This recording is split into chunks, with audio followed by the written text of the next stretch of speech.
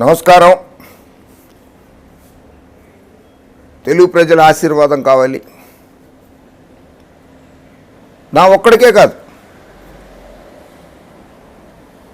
దేశ రాజకీయ పార్టీలన్నిటికీ కూడా తెలుగు ప్రజల ఆశీర్వాదం కావాల్సిందే. స్వాతంత్ర సంగ్రామ సమయం నుండి కూడా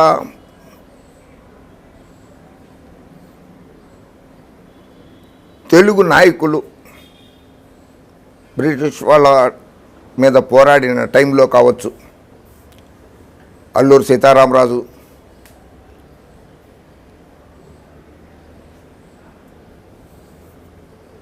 పెద్ద పెద్ద వాళ్ళందరూ ఉన్నారు.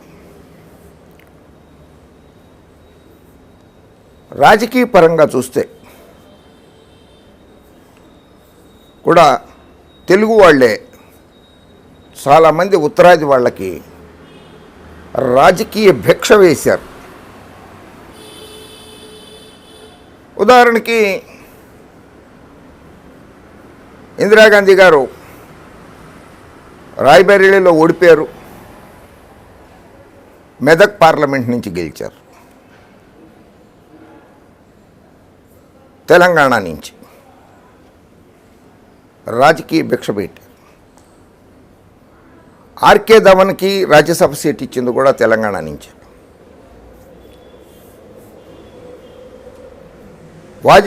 వాజ్పేయి గారి ప్రభుత్వం, ఎన్డీఏ ప్రభుత్వం, అంతకుముందు నేషనల్ ఫ్రంట్ ప్రభుత్వం ఉండడానికి కూడా తెలుగు రాష్ట్రమే కారణం, ఉమ్మడి ఆంధ్రప్రదేశ్ రాష్ట్రమే కారణం. నేషనల్ ఫ్రంట్ అధికారంలో ఉన్నప్పుడు అధికారంలోకి రావడానికి నందమూరి తారక రామారావు గారు 16 రాష్ట్రాలు పర్యటించారు, ఎన్నికల ప్రచారం చేశారు. బీహార్, మధ్యప్రదేశ్, ఉత్తరప్రదేశ్, గుజరాత్, తమిళనాడు, కేరళ, ఒరిస్సా, అస్సాం, త్రిపుర, మేఘాలయ, రాజస్థాన్, హిమాచల్ ప్రదేశ్, హర్యానా, ఇన్ని రాష్ట్రాల్లో నందమూరి తారక రామారావు గారు ప్రచారం చేయడంతో నేషనల్ ఫ్రంట్ ప్రభుత్వం అధికారంలోకి వచ్చింది. కాంగ్రెస్ని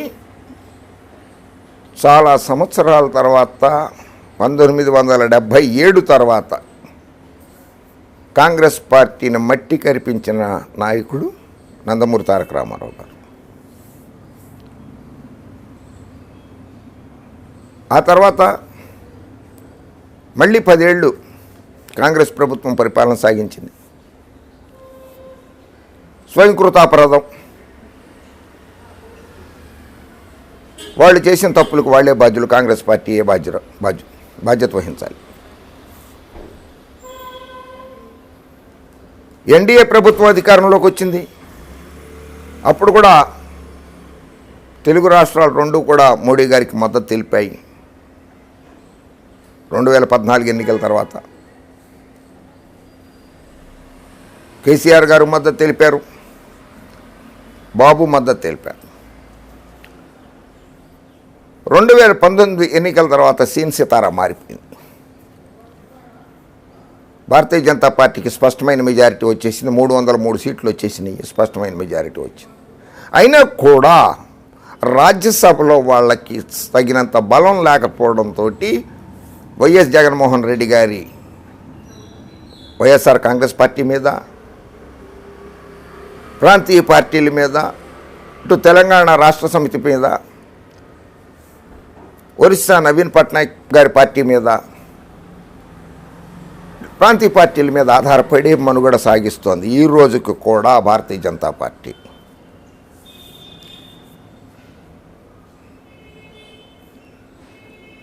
ఉత్తరాది నాయకులు ప్రస్తుతం భారతీయ జనతా పార్టీ దక్షిణాది రాష్ట్రాల మీద ఫోకస్ పెట్టిందట. ఇక్కడ రాష్ట్రాలలో కూడా అధికారంలోకి వచ్చేయాలట. అది కాని పని, అది జరగని పని. దాంట్లో భాగంగానే తెలంగాణలో కావచ్చు, ఆంధ్రాలో కావచ్చు, నందమూరి తారక రామారావు గారు మనవడు ప్రజల్లో బాగా క్రేజ్ ఉన్న నటుడు, వాగ్ధాటి ఉన్నటువంటి నటుడు,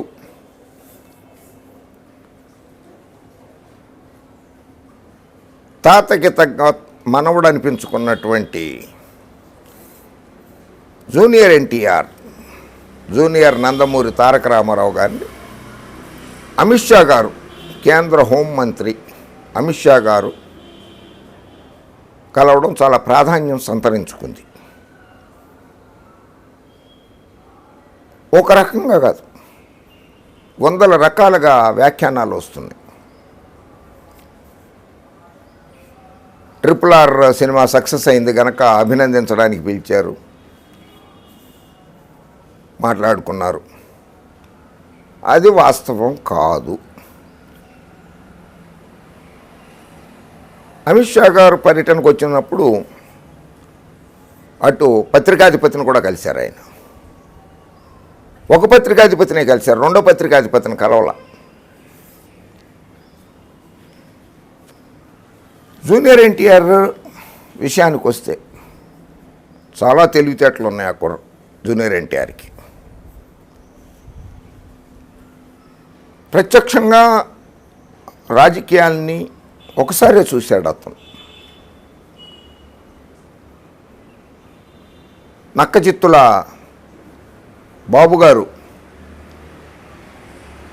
చెప్పినటువంటి అసత్యాలని, మాయ మాటల్ని నమ్మి తెలుగుదేశం పార్టీ తరఫున ప్రచారం చేశాడు జూనియర్ ఎన్టీఆర్.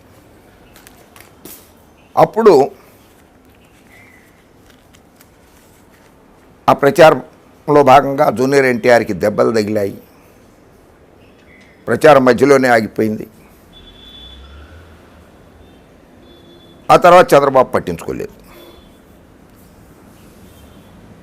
బాబు గారి నిజస్వరూపం జూనియర్ ఎన్టీఆర్కి స్పష్టంగా తెలుసు. రెండు, భారతదేశంలోని ప్రాంతీయ పార్టీలన్నీ కూడా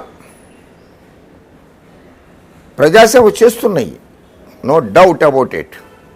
అయినా కూడా భారతదేశంలోని ప్రాంతీయ పార్టీల్లో 90% ప్రాంతీయ పార్టీలన్నీ కూడా కుటుంబాలకు సంబంధించినవే ఉన్నాయి. డిఎంకే కరుణానిధి గారు, స్టాలిన్ గారు, తెలుగుదేశం పార్టీ ఎన్టీ రామారావు గారు, బాబు గారు, చిన్నబాబు గారు,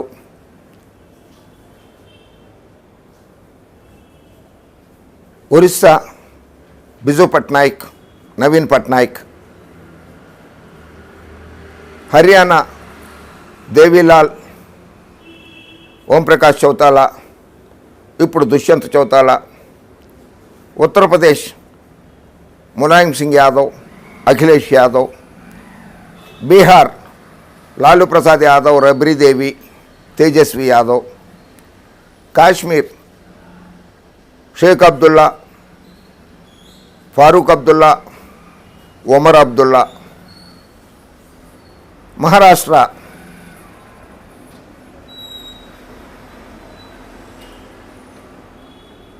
ఉద్ధవ్ ఠాక్రే గారు,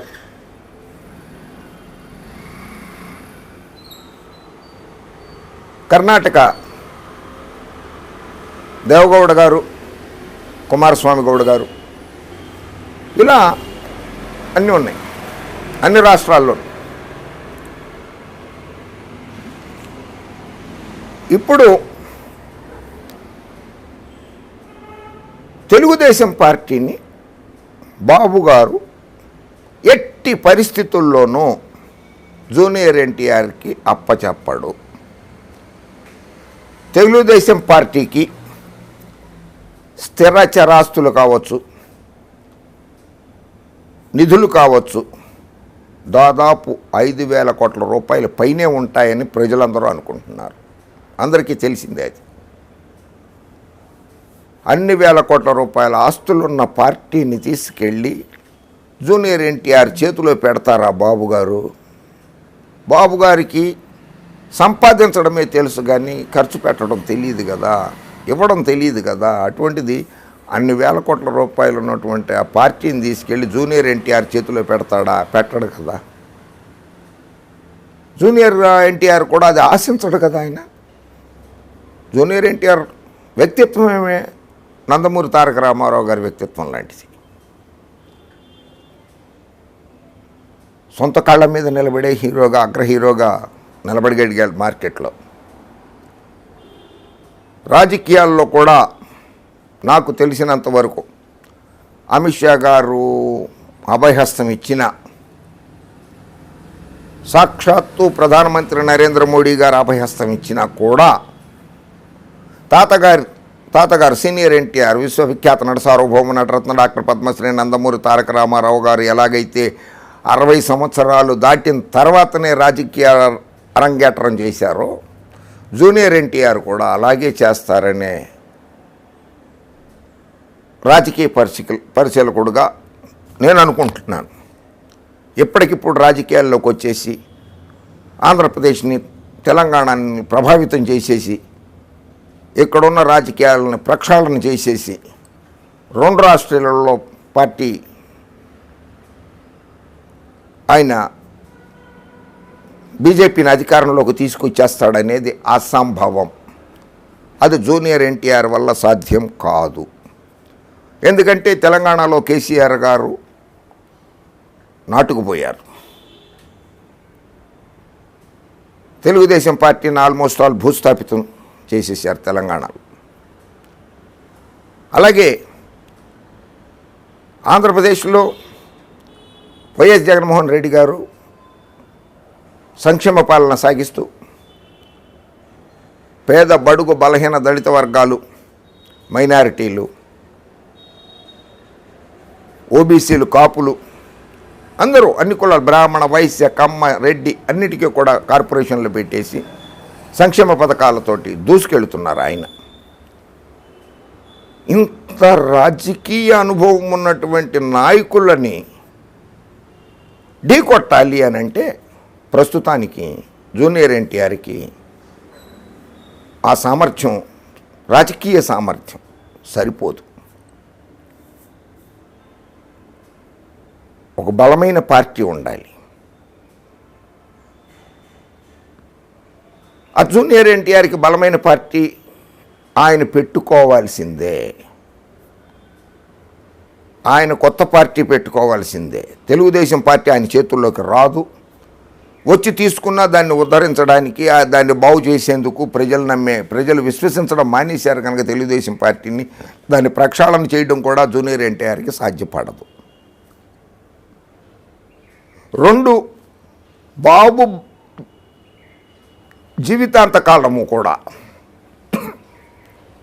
ఆయన సామాజిక వర్గం ఆయన్నే మోస్తుంది తప్పితే జూనియర్ ఎన్టీఆర్ని మొయ్యదు. జూనియర్ ఎన్టీఆర్కి అవకాశం ఇవ్వదు. ఎవరో గోనట్ల బుచ్చి చౌదరి గారు అన్నారు, ఇంకో 4-5 నాయకులు అన్నారు. కుప్పంలో బాబు గారు ఎన్నికల ప్రచారానికి వెళ్ళినప్పుడు జూనియర్ ఎన్టీఆర్ ముఖ్యమంత్రి, జూనియర్ ఎన్టీఆర్ ముఖ్యమంత్రి అని చెప్పి ఆయనకే బ్యానర్లు చూపించేశారు అక్కడ. అయినా సరే బాబు గారు తెలుగుదేశం పార్టీని జూనియర్ ఎన్టీఆర్కి ఇవ్వరు. ఆల్టర్నేటివ్గా జూనియర్ ఎన్టీఆరే ఒక కొత్త పార్టీని, నా తెలుగుదేశం అనో, మన తెలుగుదేశం అనో, ప్రజా తెలుగుదేశం అనో, సంక్షేమ తెలుగుదేశం అనో, పేదల తెలుగుదేశం అనో ఓ ప్రాంతీయ పార్టీని 2 రాష్ట్రాలలో, తెలంగాణలో కానీ ఆంధ్రాలో కానీ పెట్టుకుని ఆయననే కొత్త క్యాడర్ని, యువతని అందరినీ చేర్చుకుని పార్టీలోకి సంస్థాగత నిర్మాణాలతో సహా అన్నీ చేసుకోగలిగి పార్టీ పెట్టి నడిపించగలిగి, పార్టీ నడపాలంటే చాలా డబ్బులు అవసరం. కనుక నడిపించి ఆయన అధికారంలోకి రావడానికి ప్రయత్నం చేయాలంటే చాలా సమయం పడుతుంది.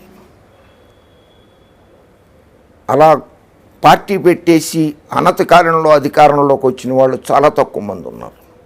చాలా తక్కువ మంది మన దేశంలో. ఎన్టీ రామారావు గారు అధికారంలోకి వచ్చేసారు ఏడాది 2 ఏళ్ల లోపే. 4 ఏళ్ల లోపల అధికారంలోకి వచ్చింది దుష్యంత చౌతాలా హర్యానాలో. పార్టీ పెట్టిన తర్వాత అధికారంలోకి రాగలిగింది.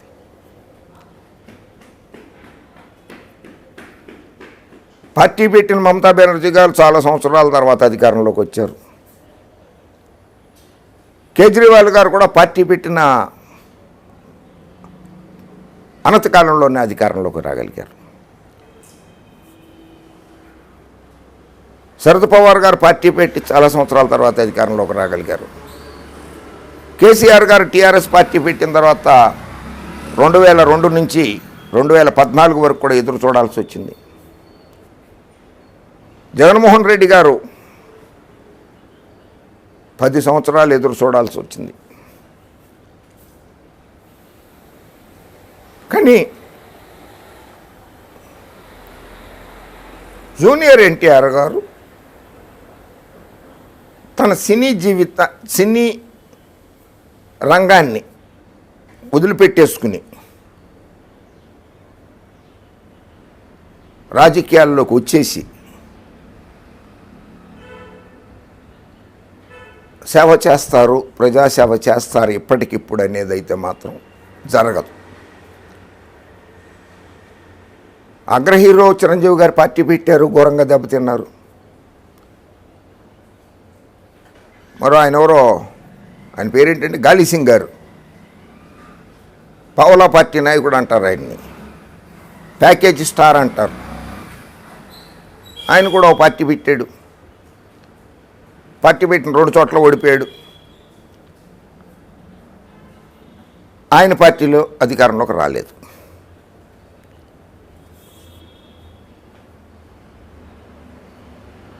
రజనీకాంత్ గారు పార్టీ పెట్టారు, అగ్ర హీరో, ఎన్నికల్లో పోటీయే చేయలేదు అసలు.